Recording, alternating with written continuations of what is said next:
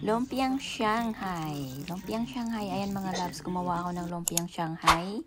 Yan yung meat. Maraming vegetables yan na ilagay ko. Carrots.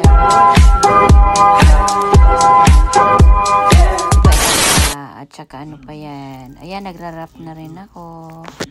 Ilagyan ko na rin ng wrap yung aking lumpia. Ayan. So, ganyan lang siya pag gumagawa. Ayan, kailangan ko nang i-roll siya. Ayan, dandahan lang. Ayan, ganyan.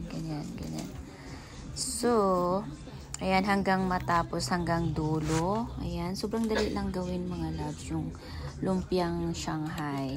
So, mostly yan, maraming vegetables yan. Nilagyan ko yan ng carrots, onion, garlic, cilantro, what else? Marami. Ewan ko, hindi ko na matandaan. Ayan, ang daming vegetables na nilagay ko. Mostly, konti lang yung meat dyan. Kaya yung meat hindi masyadong makita. So, ayan na, marami na akong nagawa.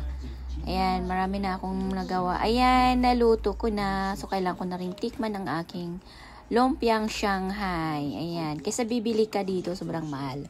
Dito sa United States, sobrang mahal yung lumpia. So, kailangan matuto ka ng gumawa na ikaw lang, para at least makasave ka kahit papano, diskarte. Ayan, so ayan, tikman ko na. Ayan, sobrang yummy ang aking lumpia. Ayan, makikita mo maraming laman yung aking lumpia. Ayan, yummy.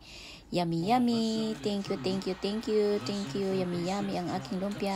Thank you so much for your watching. Thank you so much for your watching. Thank you for your watching for my YouTube channel, Kyo Kasi Garcia's Vlog.